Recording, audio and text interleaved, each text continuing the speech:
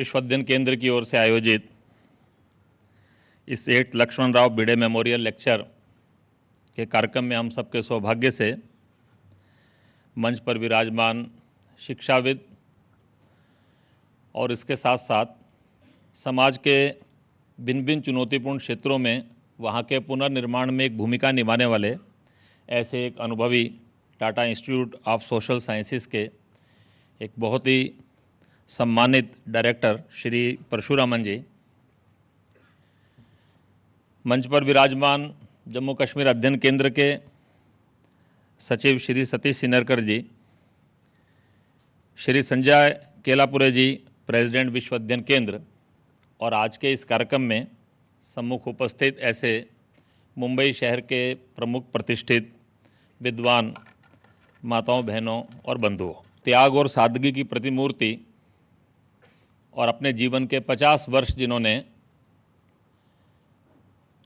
भारत से भिन्न भिन्न परिस्थितियों में चाहे अनचाहे जिनको विश्व के अनेक देशों में जाना पड़ा और उन कठिन परिस्थितियों में भी उन्होंने अपनी संस्कृति की रक्षा और अपनी जड़ों से जुड़े रहने के लिए एक जो इच्छा प्रकट की, उसके लिए जो परिश्रम किया, ऐसे सब लोगों को संपर्कित करके जोड़ने में जिन्होंने एक बहुत बड़ी भूमिका निभाई, ऐसे श्री लक्ष्मण राव जी भिड़े आज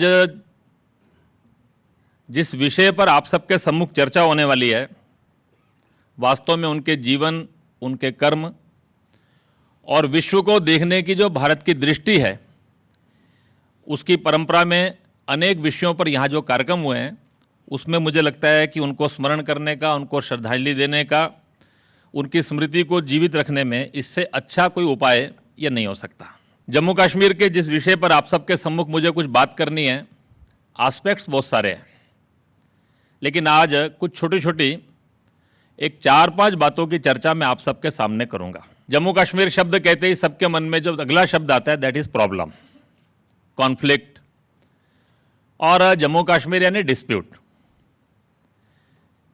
और फिर उसके बाद जो अगला शब्द आता है that is solution. Would there be solution ever, ऐसा हर एक के मन में एक सवाल आता है।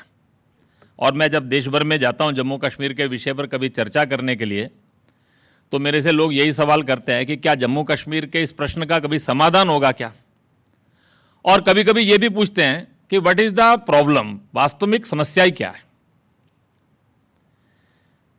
वास्तव में जम्मू कश्मीर में कुछ वर्ष काम करने के बाद और जम्मू कश्मीर के बहुत सारे लोगों से मिलने के बाद जम्मू कश्मीर को एक अलग दृष्टि से देखना, उसको समझना और उसको काम करना, यही वास्तव में आज के समय में जम्मू कश्मीर की रिक्वायरमेंट है, और जिसको लेकर आज मिथ्स एंड रियलिटीज, इसको लेकर कुछ बातों की चर्चा मैं आपके सामने करूंगा।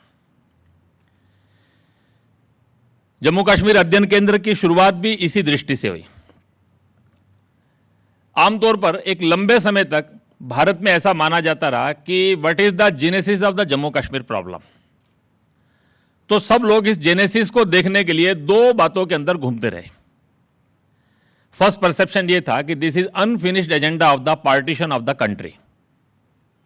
इन 1947 British dominion was divided into 2 parts, Hindu dominated India and Muslim dominated Pakistan.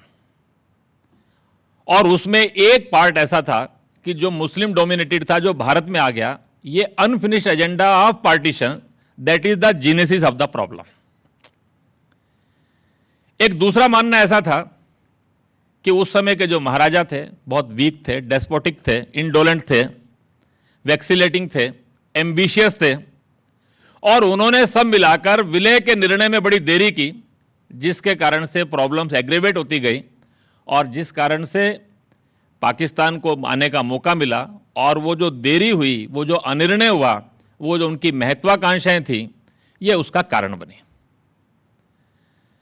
और इस सारे देर के एक्सेशन के साथ अपने नेताओं से भी बहुत सारी भूलें हुई, लेकिन वास्तविकता में इससे थोड़ा हटकर भी कुछ बातें हैं जिसको देश को समझने की जरूरत है। ब्रिटेन के अंदर उस समय इन सब इश्यूज को देखने के लिए एक British foreign and Commonwealth affairs ministry होती थी। उनके मिनिस्टर होते थे नोएल बेकर।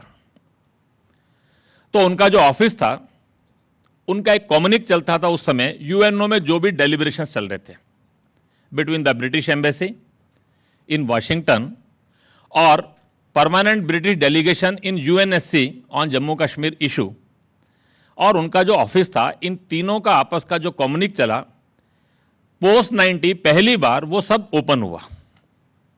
और उस समय इस सारे काम को करने की जिनकी रिस्पॉन्सिबिलिटी थी उनका नाम था पिनेल। उनके नाम से वो पिनेल रिकॉर्ड्स करके जब लोगों के सामने आए तो लोगों की आंखें खुल गई। अभी थोड़े दिनों पहले ऑपरेशन ब्लू स्टार के विषय पर कुछ बातों की चर्चा प्रारंभ हुई। वास्तव में जम्मू कश्मीर का ये जो प्रॉब्लम है, इसका जो बीज है वो कहां पड़ा? The seed was sown in the power politics after post second world war that was going on. द्वितीय विश्व युद्ध महायुद्ध के बाद दुनिया के अंदर जो पावर पॉलिटिक्स प्रारंभ हुई, जो बाद में कोल्ड वॉर में कल्मिनेट हुई, जिसके कारण से दुनिया दो ध्रुवों में बंट गई, उसका वास्तव में जम्मू कश्मीर के इस प्रॉब्लम के अंदर बहुत बड़ा स्थान है। उस सारी कम्युनिक को पढ़ेंगे तो ध्यान में आएगा, और उसको समझना है तो दो बातों को समझने की जरूरत है। विश्व अध्ययन केंद्र का भी उद्देश्य है कि भारत की दृष्टि से सब विषयों को देखना और समझना। अगर हमको यह समझना है तो दो बातें हम सबको समझने की जरूरत है। एक, कि जो ब्रिटिश एम्पायर था, उस ब्रिटिश एम्पायर में भारत का स्थान क्या था? What is the importance of India in total British empire and in imperial defence strategy also. तो एक बहुत बड़े लेखक है, उन्होंने कहा India was the keystone in the arch of the imperial defence.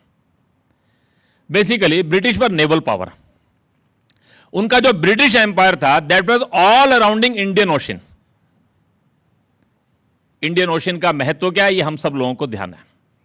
British empire प्रारंभ होता था टर्की से, इजिप्ट से, Iran, Iraq, Kuwait, eastern Africa up to South Africa, और आफ्टर इंडिया इस साउथ ईस्ट एशिया के अंदर Malaysia, Hong Kong, Singapore, Indonesia, New Zealand, Australia, Fiji, ऐसे सब पैसिफिक एंड इंडियन ओशन के जो हमारे नेबर्स थे इनके आसपास।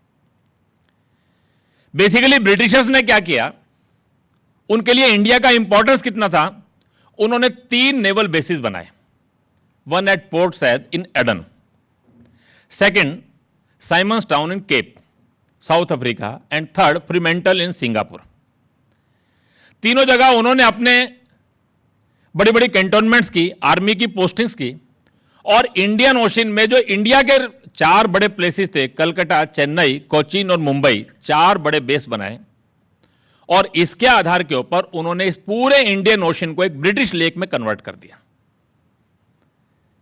भारत उनके लिए कितना महत्वपूर्ण था, तो basically British army was army of Indians on the name of British army. Second world war में 25 लाख ब्रिटिश आर्मी के जो लोग पार्टिसिपेट कर रहे थे उनमें 20 लाख इंडियंस थे, और फर्स्ट वर्ल्ड वॉर के अंदर more than 14 lakh Indians participated. In 150 years British empire का जो कुछ भी विस्तार हुआ, कहीं भी कोई संघर्ष हुआ, वो मिस्र था या ईस्ट अफ्रीका था, वो पैलेस्टाइन था या वो साउथ ईस्ट एशिया था, वहां पे लड़ने वाले सब भारतीय थे। अंग्रेजों के सामने एक प्रश्न आता जा रहा था कि जैसे ही सेकेंड वर्ल्ड वॉर समाप्त हो गया, उनको ध्यान में आ गया कि अब भारत को बहुत दिन तक रखा नहीं जा सकता, तो भारत को तो आजाद करना पड़ेगा, लेकिन जो ब्रिटिश इंटरेस्ट हैं, what they termed as the vital interest in Middle East and South East Asia, how would they safeguard those interest? That was the question among all the British strategist. उनके मन में एक सवाल था कि कैसे होगा, और इसलिए up to cabinet mission plan 1946 तक उनके मन में था कि एक इंडिया के साथ ट्रीटी की जाए और हमारे बेसिस रहें, एक आर्मी का ट्रीटी रहे, हमारी आर्मी रहे, हमारे कुछ लोग रहे, एक अंडरस्टैंडिंग रहे, और हम अपने इन वाइटल इंटरेस्ट को सेफगार्ड कर सकें। लेकिन आफ्टर मई 1947-46 उनको एक बात क्लियर हो गई कि नो, भारत को एक बना के रखा नहीं जा सकता। तो भारत को एक बना के रखा नहीं जा सकता, तो अपने इस इंटरेस्ट को सेफगार्ड कैसे करना है, ये जब क्वेश्चन उनके सामने आया, तो भारत और पाकिस्तान में कौन उनके लिए इंपॉर्टेंट है, ऐसा जब विचार आना शुरू हुआ तो a big country like India that was politically very important for them. लेकिन उनके जो इंटरेस्ट थे मिडल ईस्ट एशिया और साउथ ईस्ट एशिया में, उसके लिए India was not so important for them. Strategically Pakistan was more important for them. उनके middle east के इंटरेस्ट में थ्रेट क्या था? तो रशिया और चाइना की जो पावर आगे बढ़ रही थी। 100 इयर्स का जो पावर गेम चला सेंट्रल एशिया के अंदर, उन्होंने एक पूरा प्रयास किया, फ्रॉम टर्की टू अफगानिस्तान तक उन्होंने एक मुस्लिम्स के साथ मिलकर एक अपना प्रोटेक्शन रखा कि किसी भी कारण से रशिया और समुद्र में ना पहुंच सके। और यही उनके लिए क्वेश्चन बन गया कि कैसे हम अपने इंटरेस्ट को सेफगार्ड करेंगे। और सेकेंड वर्ल्ड वॉर के बाद के सिनेरियो में फ्यूल पावर, पहली बार एयर पावर का इस्तेमाल हुआ, और फ्यूल क्योंकि मिडल ईस्ट में था इसलिए वो उनके लिए और भी ज्यादा इंपॉर्टेंट हो गया। और इस बात को ध्यान में रखकर उन्होंने ऐसा एक निश्चय किया कि किसी भी कारण से पाकिस्तान ये स्टेबल होना चाहिए, पाकिस्तान वायबल होना चाहिए, और पाकिस्तान जो है एक स्ट्रांग कंट्री के रूप में खड़ा होना चाहिए। लेकिन पाकिस्तान को स्ट्रांग और स्टेबल बनना है ताकि उसका इस्तेमाल किया जा सके, क्योंकि रशिया और चाइना की बढ़ती हुई पावर को रोकना है, मिडल ईस्ट में अपने इंटरेस्ट को सेफगार्ड करना है, तो उनके लिए पेशावर, कराची और साउथ ईस्ट एशिया के इंटरेस्ट को सेफगार्ड करने के लिए चिटगांव, ये उनके लिए इंपॉर्टेंट होगा। ऐसा सब जब विचार चल रहा था तो पाकिस्तान के इंटरेस्ट को सेफगार्ड करना, यानी अपने इंटरेस्ट को सेफगार्ड करना और पाकिस्तान को स्टेबल करना है, तो यहीं से जम्मू कश्मीर का प्रश्न आया कि Jammu Kashmir must go to Pakistan. बहुत लोग कहेंगे कि इसका संबंध क्या है। वास्तव में ब्रिटिश डोमिनियन के अंदर अगर पार्टीशन 1946 के इलेक्शंस के आधार पर होता तो नॉर्थ वेस्ट फ्रंटियर प्रोविंस कभी पाकिस्तान का हिस्सा नहीं बनता। हम में से बहुत लोगों को मालूम होगा कि स्टेट ऑफ क्लाथ ने कभी भी पाकिस्तान में एक्सीड नहीं किया। 1949 के अंदर सेना भेज के उन्होंने जबरदस्ती उसको कब्जा किया। 45% ऑफ पाकिस्तान इज बलूचिस्तान, जिसका majority part Nawab of cloth के पास था, और नॉर्थ वेस्ट फ्रंटियर उनका जियो स्ट्रेटेजिकली मोस्ट इंपॉर्टेंट पार्ट था, जिसके अंदर पेशावर भी था, जिसकी इंपॉर्टेंस अमेरिका और ब्रिटेन ये सबको मालूम थे। North west frontier province Bharat में आना चाहता था। जम्मू कश्मीर अगर रहता तो जम्मू कश्मीर की कॉन्टिन्यूटी एनडब्ल्यूएफपी से होती और एनडब्ल्यूएफपी भारत के पास होता, और एनडब्ल्यूएफपी से आगे नवाब ऑफ क्लाथ, उसने तो भारत को एक्सेशन का ऑफर भी किया था। लेकिन इंडिया इंडिपेंडेंस एक्ट में किसी भी स्टेट के एक्सेशन के लिए continuity with the country in which you want to accede, that was one precondition, और वो ना होने के कारण से वो हमारे पास आ नहीं सकता था। तो पाकिस्तान को स्टेबल होना है तो हर हालत में जम्मू कश्मीर ये पाकिस्तान के पास आना चाहिए, ये ब्रिटिशर की सोच थी। और इसीलिए 18 से 23 जून तक 5 दिन जम्मू कश्मीर के अंदर माउंटबेटन रहे, महाराजा को यह समझाने के लिए, भारत के नेताओं के इस संदेश को लेकर कि अगर आप जम्मू कश्मीर का पाकिस्तान में विलय करते हैं तो हमको कोई आपत्ति नहीं होगी। और उन्होंने हर तरीके से उनको समझाने की कोशिश की कि आपका हित है कि आप पाकिस्तान में विलय कीजिए। जम्मू कश्मीर के महाराजा एक देशभक्त महाराजा थे। बहुत लोग आज उस विषय की चर्चा करने का, उनकी देशभक्ति के बारे में समझना हो तो 1930 के जो फर्स्ट राउंड टेबल कॉन्फ्रेंस में उनका भाषण हुआ, as the chairman of the princes के जो संस्था थी उसके अध्यक्ष के नाते उन्होंने उस 1930 के राउंड टेबल कॉन्फ्रेंस में भाग लिया। और जो क्रिप्स मिशन भारत में आया तो जम्मू कश्मीर ने जो रिप्रेजेंटेशन दिया, जिसके अंदर उन्होंने कहा कि भारत के प्रोविंसेस से अलग हमारा कोई अस्तित्व नहीं होना चाहिए और राज्यों के संघ को किसी भी प्रकार से अलग यूनियन के रूप में मान्यता का कोई प्रपोजल आपकी ओर से आना नहीं चाहिए। अगर उनके मन में इंडिपेंडेंस की कामना होती तो वो देश के साथ मिलकर एक देश की आजादी की बात वो 1930 और 42-43 में नहीं करते। वास्तव में ये जो पावर गेम चल रहा था, ये पावर गेम जो था, ये जम्मू कश्मीर को भारत से अलग करने के लिए और पाकिस्तान में देने के पीछे की सोच थी। लॉर्ड इसमें बीमार हो गए, he was the chief of staff of Mountbatten, बीमार नहीं हुए। महाराजा पाकिस्तान में एक्सेशन का निर्णय नहीं कर रहे थे, इसलिए वो सितंबर में दोबारा से कुछ दिन वहां रहे। स्कॉट जो महाराजा की सेना के सेनापति थे, उन्होंने उनको ऑफर दिया गया कि आपका टर्म हम दोबारा से बढ़ाना चाहते हैं, उन्होंने कहा कि नहीं, मैंने फैसला किया है कि मैं अपने देश वापस जाऊंगा। उन्होंने अपनी मिनिस्ट्री को लिखा कि मैंने क्यों इनकार किया है, क्योंकि मुझे मालूम पड़ा है कि महाराजा ने भारत में विलय का निर्णय कर लिया है। वास्तव में अंग्रेजों का यह जो सोचा समझा प्लान था, जब पाकिस्तान को यह ध्यान में आ गया कि जम्मू कश्मीर भारत में जाना चाहता है, तो सितंबर के अंदर वहां पर यह सब तैयारियां शुरू हो गई। कनिंघम उन्होंने संदेश भेजा लॉकहार्ट सितंबर के अंदर, जो भारत की सेना के चीफ थे, कि यहां पर तैयारियां हो रही है भारत के आक्रमण की। लॉकहार्ट ने कभी अपने भारत के प्रधानमंत्री या सरकार को बताया नहीं। बाद में जब उन्होंने बताया कि मेरे पास ऐसा कम्युनिक आया था सितंबर में और फर्स्ट वीक अक्टूबर में, जिसके कारण से इतनी नाराजगी हुई और आखिर में उनको भारत छोड़ के जाना पड़ा। वास्तव में उस समय के सारे तथ्यों को ध्यान करेंगे, पिनल रिकॉर्ड्स की सब फाइल देखेंगे, तो आपको ध्यान में आएगा कि अंग्रेजों का एक बहुत बड़ा प्लान था, वो विफल हो गया जिस दिन 26 अक्टूबर को जम्मू कश्मीर के महाराजा ने भारत में विलय किया। और जिस दिन ये एक्सेशन हुआ, उसी दिन इस एक्सेशन को अंडन करने के लिए, समाप्त करने के प्रयास प्रारंभ हो गए। आप केवल इसी से समझ सकते हैं कि 25 अक्टूबर को भी उन्होंने ब्रिटेन के प्रधानमंत्री ने पत्र लिखा। वो पत्र पहुंचने से पहले ही एक्सेशन हो गया, जिसमें उन्होंने कहा कि अगर इंस्ट्रूमेंट ऑफ एक्सेशन ऑफर होता है तो हमको स्वीकार नहीं करना चाहिए। माउंटबेटन को भी कहा गया, लेकिन वो एक legal sole prerogative of the ruler of the state था, जिसको कोई रोक नहीं सकता था, और उनको स्वीकार करना पड़ा। लेकिन ये विलय जैसे ही हुआ, उसी दिन से इस विलय को समाप्त किया जा सकता है क्या, या किसी तरह से स्ट्रेटेजिकली इंपॉर्टेंट पार्ट्स जिनके कारण से जम्मू कश्मीर की इंपॉर्टेंस है, उसको रोका जा सकता है क्या, वो सब प्रयास प्रारंभ हो गए। और 47-48 के अंदर लगभग 14 मंथ्स जो कुछ चला, भारत की बढ़ती सेनाओं को रोका गया।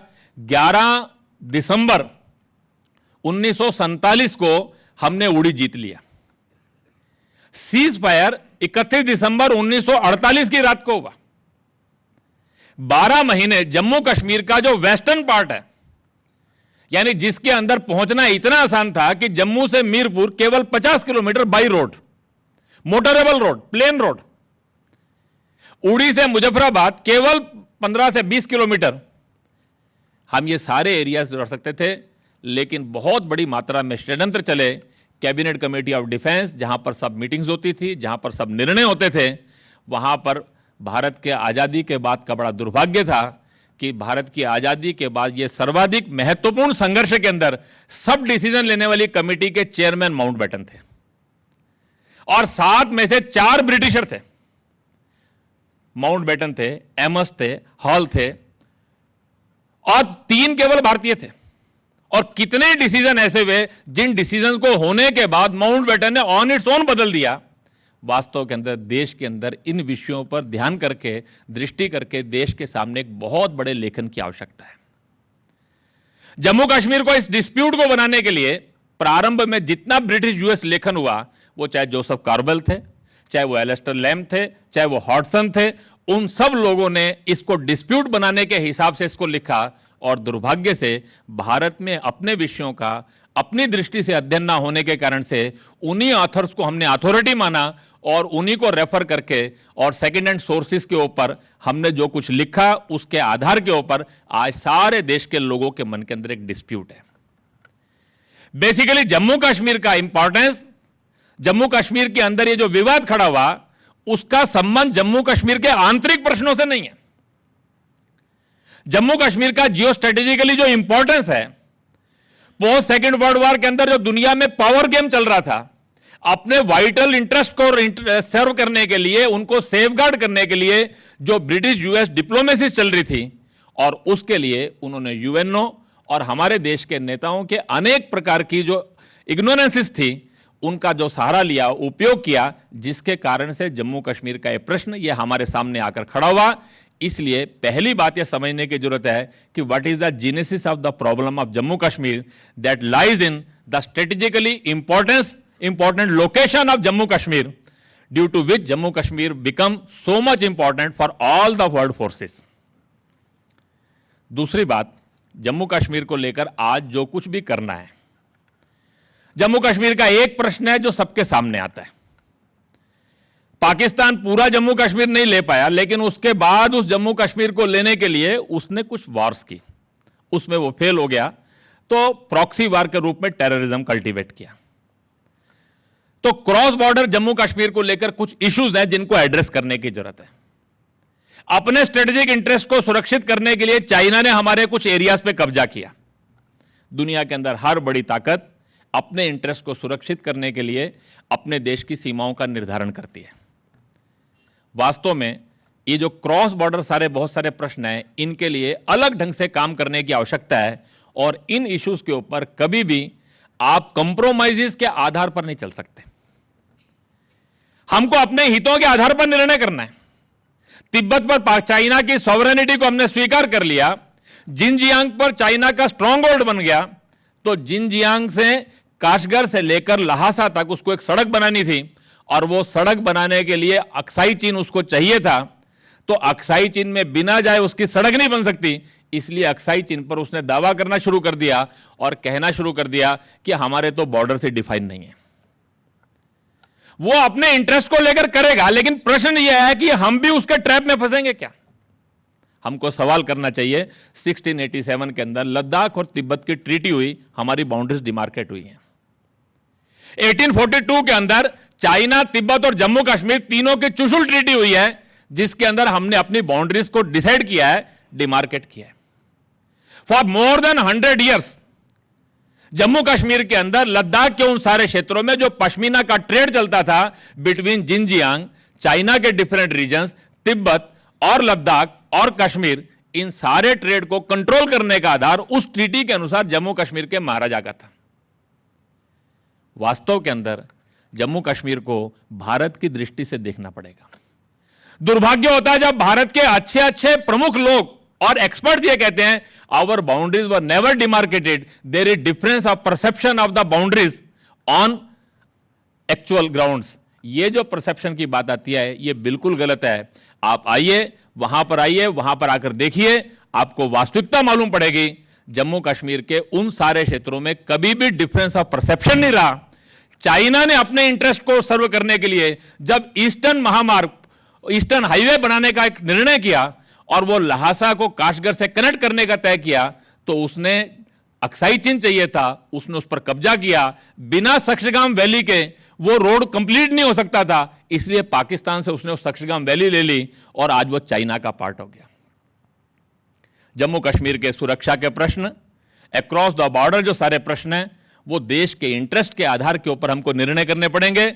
उन विषयों के ऊपर कभी भी एक तरफा होकर या दूसरों की दृष्टि से विचार करके हम निर्णय नहीं कर पाएंगे। दूसरे प्रश्न है जम्मू कश्मीर के जो आंतरिक प्रश्न है, जम्मू कश्मीर को किस दृष्टि से देखना। वास्तव में जम्मू कश्मीर को जम्मू कश्मीर के 120 लाख लोगों की दृष्टि से देखना पड़ेगा और जम्मू कश्मीर राज्य की दृष्टि से देखना पड़ेगा। और यह समझना है तो मैं हर एक को बताता हूं कि 3 झूठ हैं जिनसे लोगों को बाहर निकलना पड़ेगा। पहली बात जो समझने की है कि understanding Jammu Kashmir, what is Jammu Kashmir. हर एक के दिमाग के अंदर आ जाए कि जम्मू कश्मीर एक अलगाववादी राज्य है। यह वास्तविकता है क्या, यह समझने की जरूरत है। दूसरा, जम्मू कश्मीर कोई विवाद है क्या जिसका सॉल्यूशन ढूंढना है क्या, यह दूसरी बात समझने की है। और तीसरा प्रश्न जो समझने का है कि क्या भारत के संविधान ने जम्मू कश्मीर को कोई विशेष दर्जा या स्वायत्तता प्रदान की है क्या, यह समझने की आवश्यकता है। ये 3 झूठ है जो लोगों के दिमाग के अंदर है। These are the 3 myths, myths of separatism, myth of dispute and myth of autonomy और स्पेशल स्टेटस। 2 बातें समझने की है जो करने के